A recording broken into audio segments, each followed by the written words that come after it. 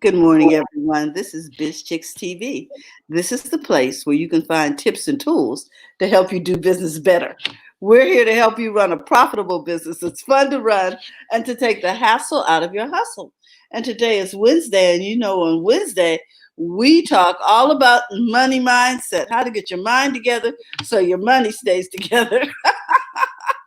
So we're here with our fabulous Coach Caren, all the way from Toronto, Canada. Coach Caren Firm, who's going to give us information and nuggets. So if you are like me and don't have a pencil and paper, I suggest that you take out your phone and take some notes or do something. But we're going to get this information down, okay? And for those of you who are watching on the replay, we just want to give a shout out to the replay gang and say, hey, put your questions in there. We're going to review them anyway, and she'll get back to you, okay? So with that, I'll introduce to some and present to others Coach Caren Fern, all the way from Toronto, Canada. Hi, Coach. How you doing this morning? I am fabulous. I get feel tired in the morning, but otherwise I'm good. And I think in the weather, I got up and I saw snow. I was like, wait, hold on. Why are we flurry then? Why are we? There's things circling on the ground. You got snow in Canada? Oh my gosh! I saw it coming down, so I took a little video and a picture. I posted on my page. I'm like, could you guys believe this is happening? I had to film it because I was like, okay, I need to film this to be sure, right? Yes. Oh my goodness. So we're in April month. We're in the spring month, okay, guys? We are springing things along. See, the weather is doing what the weather is going to do, regardless of what's going on. It's cleaning up house still, okay? And all this month, we're talking about possibilities. We're talking about why is it possible, and everything is possible depending on how you're seeing it. It's really, really possible. I'm doing a talk on Friday in a group talking about visualization, actualization, because all of it fall in the realm of possibilities. All right, guys. So today we're talking about the possibilities at the beginning, because that's the hardest stage, because you haven't seen it yet. And I am going to talk strictly about coaching, and I will be the subject of the conversation because you're going to get it firsthand, and we're going to talk a little bit around it. All right, because it is, at least this is what you're hearing on the streets, that it's hard, and I want you to know it is always hard and it's always soft, because when it's hard over here, it's soft over here. And when it's soft over here, it's hard over here. It's always hard. Everybody hardship is different, and everybody's soft fall is different. So don't get away with the thought because somebody might have money, it's softer over here. It depends on what spot they're in. So you have to really look at all the possibilities in your life. And then you're going to start seeing how some of the hard spots are really your soft spots. It just appear hard. And if you keep giving it the name of hardship, you will stay in the hardship. So we're talking to a lot of possibilities. So I want to showcase to you about the possible things in your life and that have been in my life. Once I take a step back and see it differently. So number one is how I became a coach. All right. And anything that you're becoming, and I'm always growing and learning and taking classes to elevate me, it's preparing you for what you would probably think is the end game. Some people career, you went to university, you're going to be a teacher, you went to teacher's college, and you're a teacher. But being a teacher it's the end game that you can see, but it's never the end game. That's actually, let me stop right there. When you become a teacher, and I had a lot of teachers friends, and I got two sisters are teachers, that's when you begin. When you become a teacher, after a year or two, that's when it really begins, because you have to learn who you are as a person. The kids will make you see that about yourself, and then you start understanding and deciding if you really want to be a teacher and how effective of a teacher you will be for these kids. And if at that point you realize you're not, walk away. regardless of how much money you spend in that career field, because you will do the kids more harm than good, and you'll do yourself double, triple harm because your heart start being really out of place, out of walk with you, and you start feeling resentful. And it didn't matter how much money you're paid, you are doing a disservice to yourself. Your heart first, which blossom into all your thinking and how you behave. So regardless of how much hundreds of $1,000s you spend, walk away if this is not where you're supposed to be. And that's any field. That's any Mm, field. My sister in England had a degree in uh, merchandising and a whole bunch of things. And she walked away to become a teacher because she recognized when because she worked in stores and, she worked in the head offices. She works a lot of, had a great job, great pay, but it wasn't satisfying her soul. And when she recognized that teaching is what she wanted to do, she just went back to school. Because if she mourned about that loss of money in the educational field, she wouldn't get to live the life she wanted to live. Now, once she went back to school, she realized she could use a lot of things from what she did in that degree in her teaching degree. So it didn't really make her go back that far from somebody who was starting. She was able to go in and teach within a year, and still keep going to school because a lot of things crossed over. She and the mm, principal worked it out. And every country is different. So, all right. So I'm not going to just sit here and try to say this is what happened here, Canada or the States. Every country is different. She was in England. That's how they worked it out. Versus my sister in the States, who is a teacher. She had to go back. She wanted to go back to school and she's an artist, and and also a designer, by trade or educational, vocation, if you will. But she wanted to teach kids who needed special attention. So she went back to school specifically to work in that realm. mm, And of course, after she finished doing it, even though she loved it, what she needed and what she wanted to do was two different things. And she had to recognize that. Now she's back into art. And life does that to you. It makes you see what needs to be done. Now, for her to work in that field, she needed to have her own school because of the way she wanted to conduct things, and she wanted to be a collaboration. She wanted to be her and the kids and the parent and have this collaboration. The thing mhm, she wanted to get into the school wouldn't allow it. And so she couldn't go as far as she wanted to. So she's back into where she was. But I'm saying all this to tell you to see the possibilities in where you need to be, and don't be pushed because the majority say, I gotta stay here. If you're here and it's not working out for you, you move to where you need to. And I got tons of examples. My sisters, have the only sisters I have, and we all kind of move around. But back to what I'm talking about here, how I became a coach. I became a coach by helping people. And so God was grooming me to become a coach long before you went to school and get mm, coaching and all of that. But I didn't know what that journey was going to lead to. You understand? But when I look back and I'm able to sit back with my memory and literally write it down, I can tell you I've been being prepared for a very long time. That's why I can stand and say I am the best money mindset coach you'll ever talk to.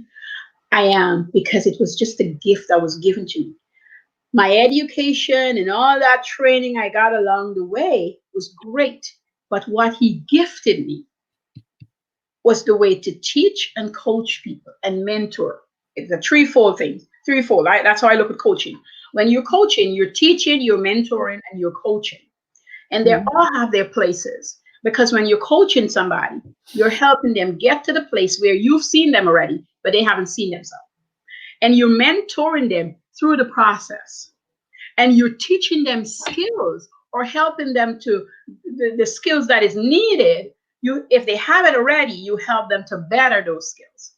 And so the three comes together. A good coach knows that she needs all three. Now, a lot of people say that you don't need to teach people if you're a coach, but you need to if that coachee at the moment need that specific part of you. And so God allowed me to be a teacher academically for about a year and a half. I was able to teach for about 4 years in, even with this garment construction. I was teaching people how to sew. Again, I learned how to teach, how to prepare lessons, how to mhm, interact with students. And all those were my classes I was getting all the time. The helpful part was me helping people for an exchange of service. It wasn't cash at the time. So he put me in a place and teach me how to take whatever was there to be taken and not to look at the money. He helped me through all those processes. And I didn't understand it when it was happening. I can't sit here and tell you I knew this moment. I knew when it was going to happen. It was the processes that was going on. Mm. And you have to, at least this time that we're in, is really a good time to see and look back at your journey and look at all the teachings you were getting and Uh-huh. where it's leading you up to. And right now, wherever that journey has taken you and wherever you're sitting right now, sit with it for a moment and Mm-hmm. really spend some time. Terry knows that I like to write the chronicles, and I did one on myself. So I've been posting it on my page, the chronicles of Coach Caren. And everything is not in there, and some of that is pulled from my book and got to be in there and what have you. But it's really me walking you through the journey that get me there. I mean, I've helped people along the way before that specific person, but she was my start to finish. She was my Mm-hmm. big success story. And it was so simple. It felt so simple to me, but to her, it was this huge life changing thing that happened to her that she couldn't forget. She couldn't forget. It just was so huge for her. And that's the reward for a coach. That's what a coach really enjoys, is seeing the person Yes. become what you've known all along. You're like, yes, hallelujah. Oh my gosh. And so that's part of that. Number two is backtracking, as I said a little bit, into your journey to get you there, to get you here. You have to really investigate yourself. I think life is about investigating yourself. It's not being afraid to get to the point where you're not afraid to look back Mm-hmm. and you're not afraid to look forward, but still stay present. And it's just a learned skill, but you have to be able to look back. You don't have to go there and stay there, but you do have to look back so that you can understand your journey. The purpose of looking back is understanding your journey. That's the purpose of looking back. It's not to blame anybody, it's not to sit in sadness. But if there's a sad potion, you just pause and you let it be, but then you move from it. You don't stay into it. And then you move forward into the present. And you plan for what you'd love to have in the future. You visualize it, you be in the moment of it, but Mm-hmm. then come back and you live into the present. Because by living into the present, that's how you get to where you really see yourself going to. You got to stay in the present. Okay. Anytime I talk about visualizing, right? Visualizing, some people say to me, well, I heard you can just visualize it and it happened. Well, while you're waiting for what you visualize, you still have to do the work. You still got to Mm-hmm. go about your day getting things done, whatever those things are. And every pull and tug that you're in along your journey is teaching you something that you'll be able to use. And most times, not for you, but for the people you help. That's what that journey is for. I remember when I learned to make sandals, just the top of the sandals. And I was whining about it because the person who I was helping wouldn't pay me. You know, but I've used that skill not for me, but to help somebody. The same goes for embroidery. Mm-hmm. It's such a tedious task, but it's such a calming task. It feels so good if you sit on with an embroidery hook and you put the fabric there and you're sewing something. If you allow yourself to relax, it's a real pleasant thing, especially when a lot of stuff is happening elsewhere. You can just let everything go and you can just be present, making sure all the chain stitch, all the stem stitch, making everything line up neat and nice. So your attention is so you're focused on what you're doing that everything else is away. What that does Mm-hmm. for you is allow you to understand focus. When I teach a little differently in things that I do, and I really wanted to my YouTube channel will really help people to see how they use their mind while using a specific task to understand how to focus, how to be consistent. I teach a little differently. I don't want it to just be, well, I tell you do this, this, and that. I want to show you how to fill in the gaps to get your mind there because Mm. it's important. Okay. I'm not sure I understand that, but okay. I'll come back to it, Terry. Let's see if we got the Okay. time to come back. Number three was the present state and why I stay while others leave. A lot of people, when I announced to the world that I'm a coach, I see so many people that were coaches left. They're strategists now, or they're doing something different, or they're not there. And no knocking them because maybe coaching really wasn't their thing. Mhm. Or they were sold on the dream that coaches make a lot of money. And if you get certified, you'll make a lot of money. That could be, and I know a few people that was the reason. But if you were trained to be a coach and you got certified, but you still don't know how to run a business, you're not going to make any money in your industry. That's just a fact of life because you can't ask people for money and have them come in and use your service, but you don't have any depth into your service to give to them. And even if it's there, but you don't know how to run a business, then you wouldn't have a business and you can't grow it into a company. So, and somebody asked me this question too, how long was a coach? Why are you still sticking with them? What have you? And I said, well, that's what I'm supposed to do. So I'm not going anywhere. You see, I love coaching people. I've been doing this forever. I didn't call myself a coach, but this is what I've always done. And truly, people just would come to me. I didn't go seek them. So my coaching journey started off with people finding me versus I finding them. And now that I turn it into business, of course I have to find, also I have to go out there and, you know, look for people and have them come to me in the kind of things that I do. And when you understand possibilities, when you understand the weed guys around, I guess, when you understand that um, anything that you want to do or create is possible, you just find a way. Mm. You just find a way. Any questions, Terry? I know. I've got good morning, Natalie and Brenna and Jared. Morning, Brenna. Yeah. I, Morning, Natalie. let me see if I understand what we're talking about here today. You're saying that when you find that you've taken a direction and that direction does not make you smile, then you need to regroup and figure out what it is that does make you smile and begin to focus on that. Don't Yes. spend 40 years in the desert Thank wandering you. around in a circle trying Mm-hmm. to make something be something it's not. Mm-hmm. If it doesn't make you smile, acknowledge it and just let it go. Let it go. No matter how much time you've already invested in it, if it's not you, it's just not you. Just not you. And that's what I heard you say, you know, when I put it through my mind, for instance, that people had prepared for a certain occupation or a certain business, but when they got into it, it was not making them happy. It wasn't fulfilling. Yes. It wasn't feeding their soul. And it Mm-hmm. has to feed your soul. If not, you here's the thing what it does to you. It gets you really riled up and sad, and you behave in ways that you don't even sometimes recognize unless somebody pointed out to you. It affects your family, it Yeah. affects your friends, and it truly affects you the most because you're with you 24/7.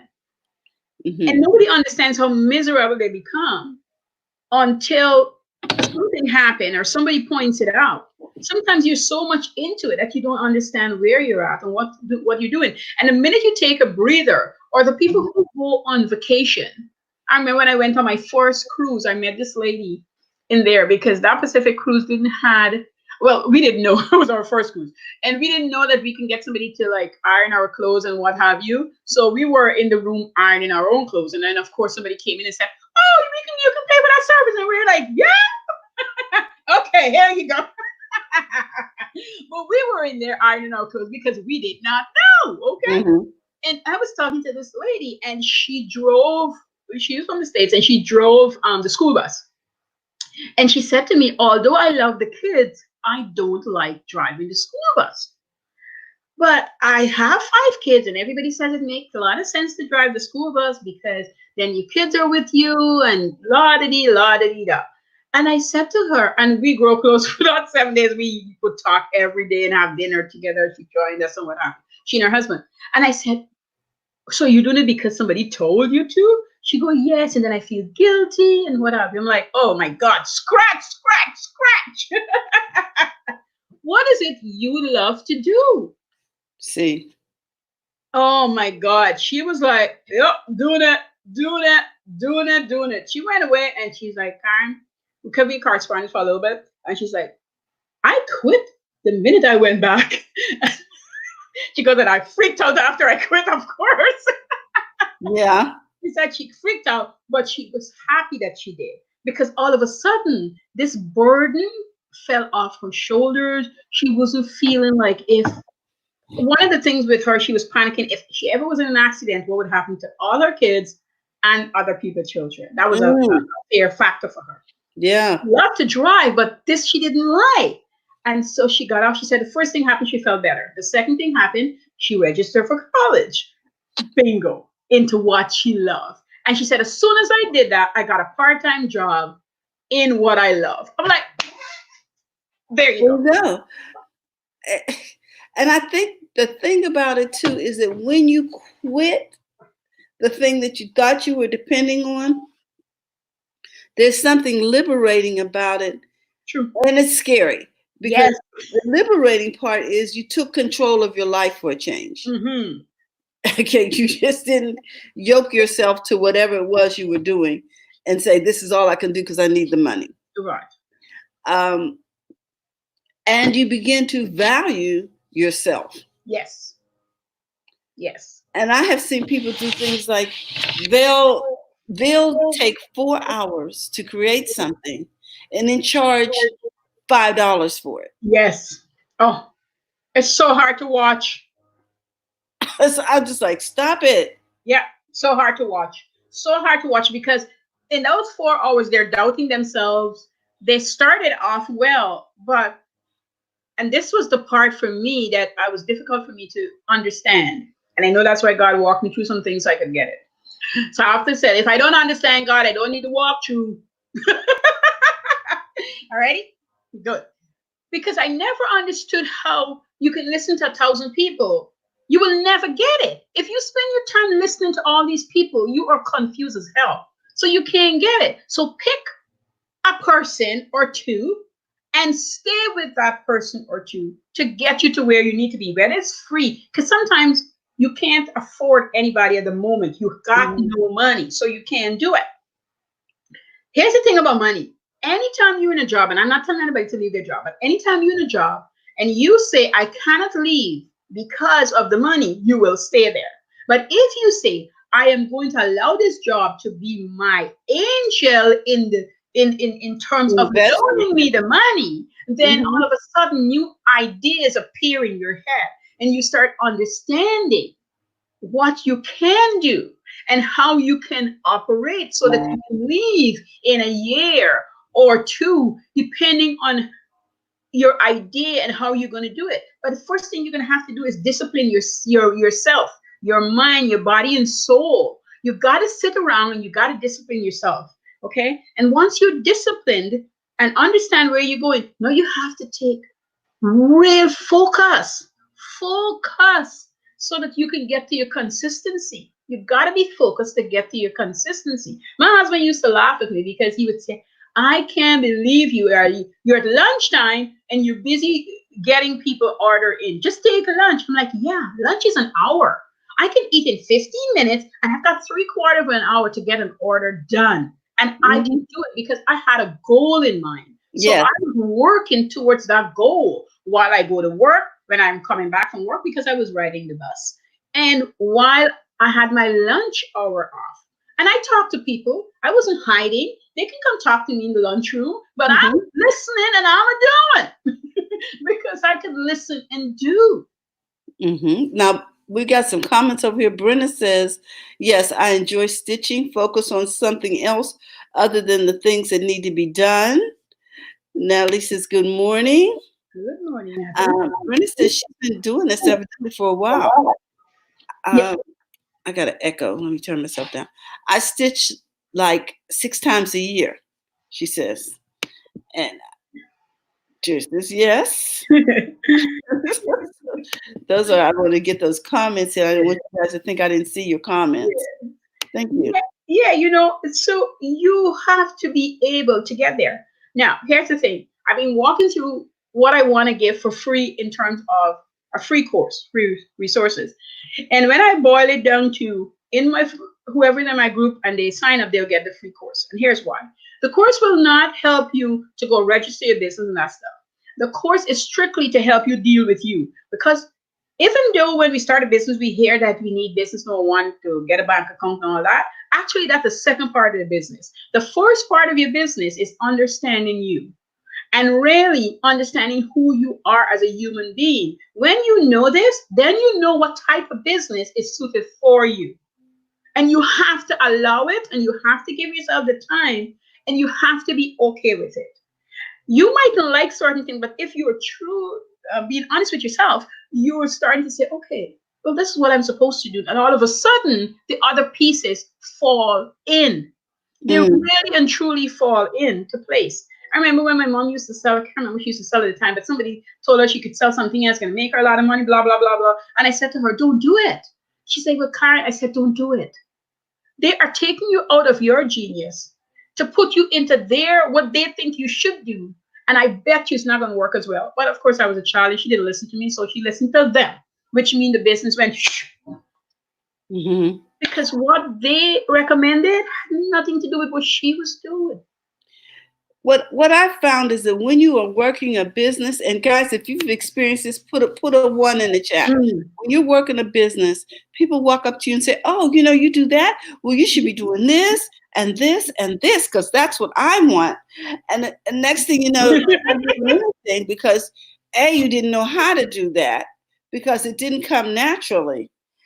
And B, the rest of your customers wanted what they were ordering from you in the first place. Right? As anybody else, there's Brenna. Yeah. Because people have you doing everything, Brenna. Yes, and it's not what it is you set out to do. I had to mark that quickly. I talk about money, and I can tell you some things about that and how to stagger and how to pay off. But I am not a credit repairer, so I don't get into that with people. I can tell you how to set up your account so you can pay off your debt. We would talk about that, but I'm not a credit repairer, so I can't help you with that. I don't want to. Let me rephrase that. I could. I don't want to because that's not where my geniuses lie. I know where it lies, and I want to work within those walls because then I am great at it. So I want to work within those walls. And before we leave, I want to tap into quickly what I was telling Terry about, my YouTube channel and just generally. I want to help people with their mindset. Not only that I speak to them about it, or I did videos, I give them lessons, but actually show them how to take their creativity, because we all have it, take whatever is their creativity and put some energy into it again. Because most people have done this before, whether they sew, craft, knit, whatever they have done before.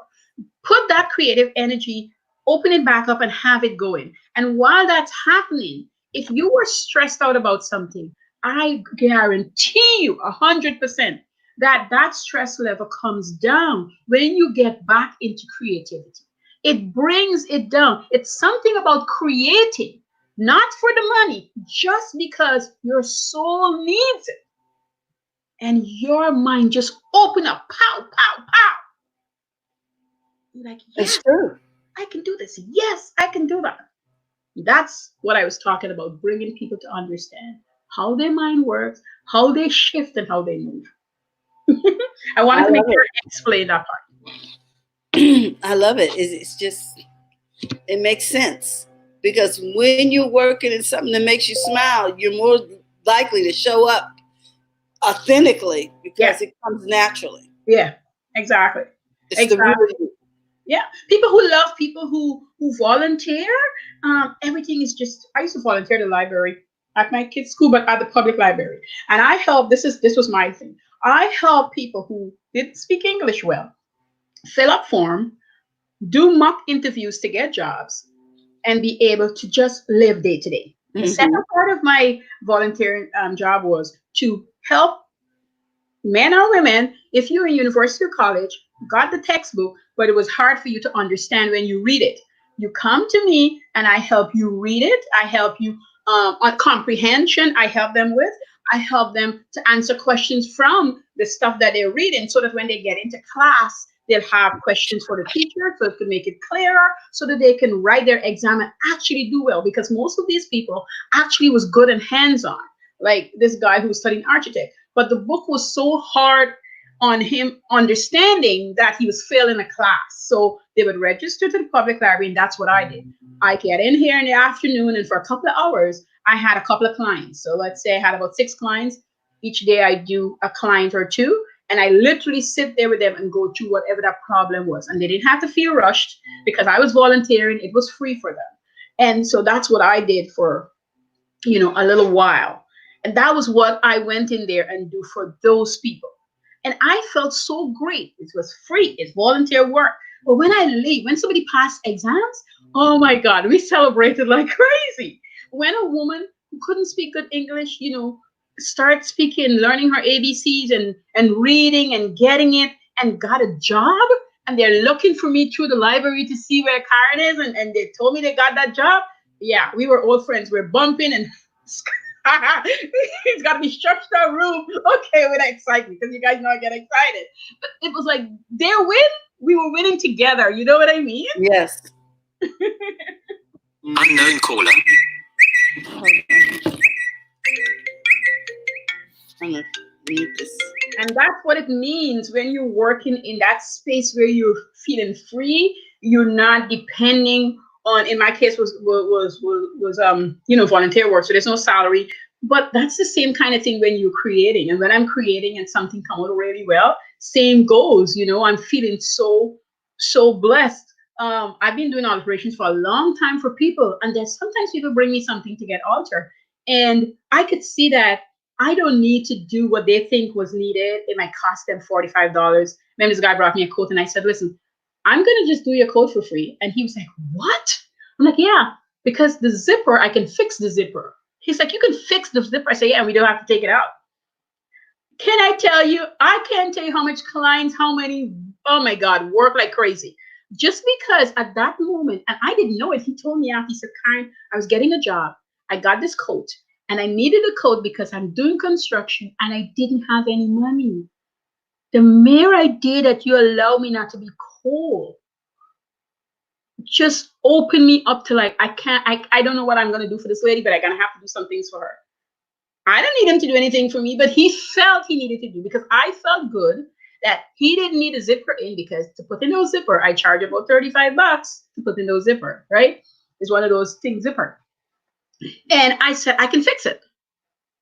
But that was my creative juice that it gave me a challenge, if you will, that I could make the zipper work without taking out the whole zipper because it's a brand new zipper, but it just had a little kink at the bottom. And however it was set up, it didn't do right. So I took it out and put it back in.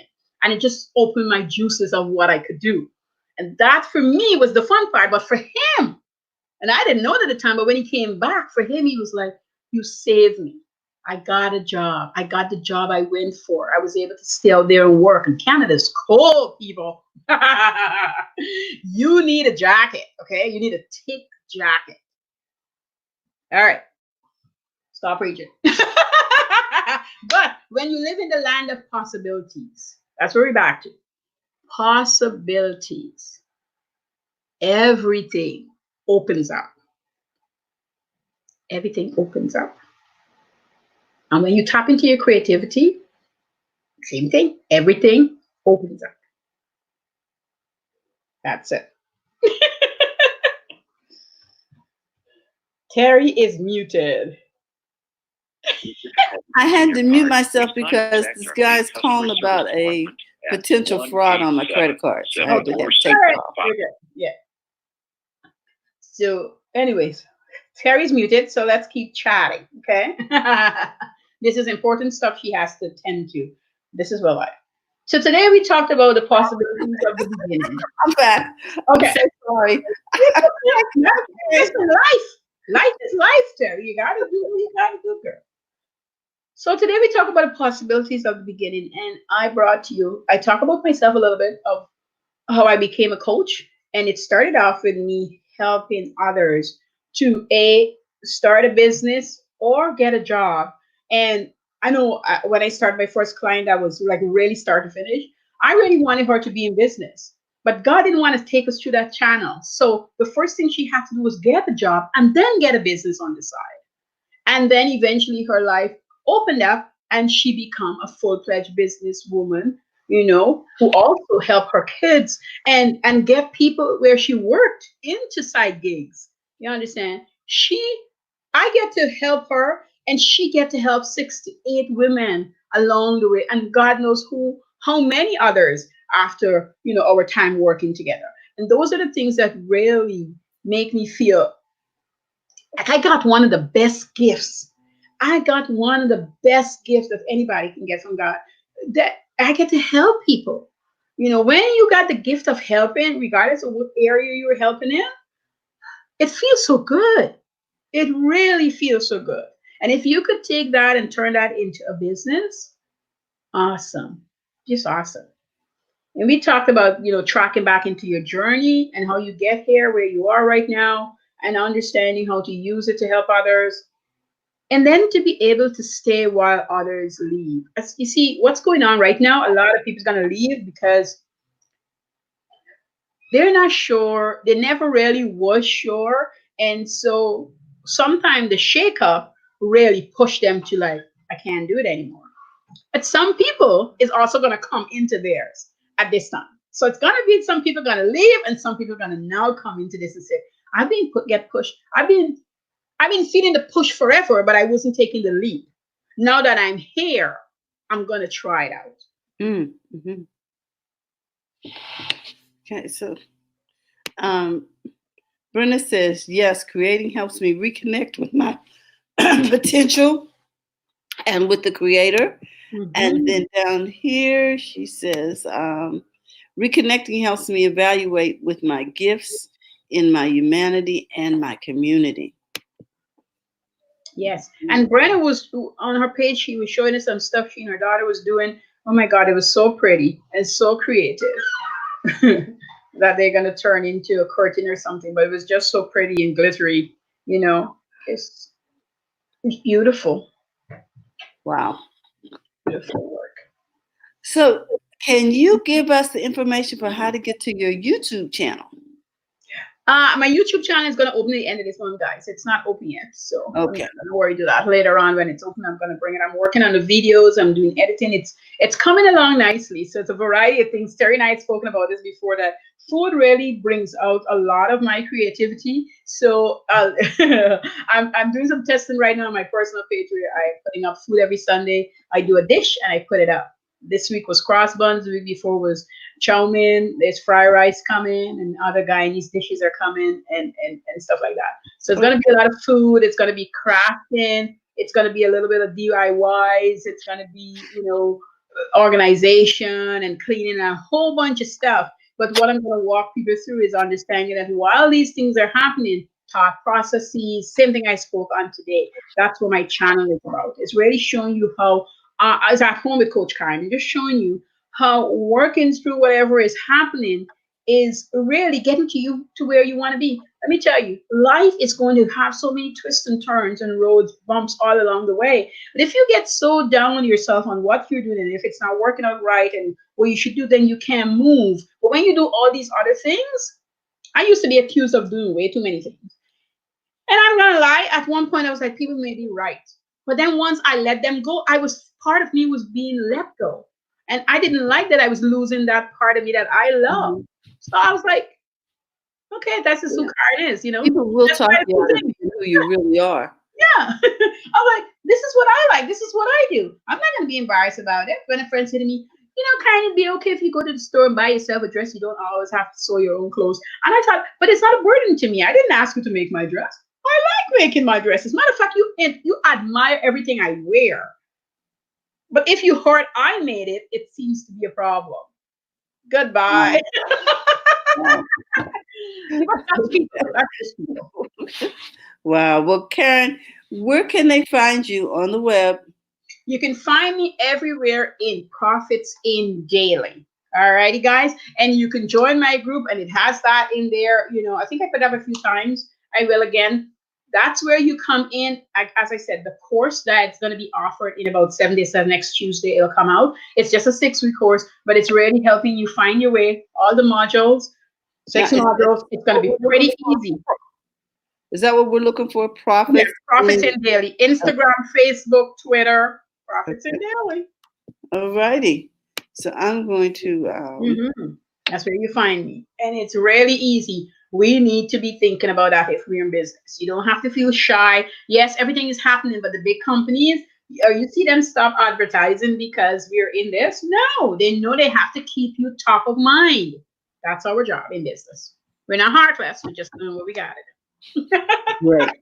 And Terry, I see that you're putting your mask up. I'm like, yes, she's doing it. She's doing it. Yes, I am, and I have gotten quite a number of orders. I'm cheering you on, darling. I was like, yep, there's my girl. Quite a number of orders, and I'm excited because I only sew what I love. Right? So when I'm sewing, I just love the fabric. So that's what it's all about for me. Yeah. It's so different. So guys, we want to remind you, don't forget to go to the front of your own mind. Tomorrow is Thursday. We're talking happy, healthy habits with Robin Shimizu and friends. We'll see you tomorrow at 8. Caren, thank you again. You always give such value. We love you, and we'll be looking for you everywhere on the web under Profits in Daily. Yes. Okay. Guys, see you tomorrow. Bye-bye. Hold on, guys.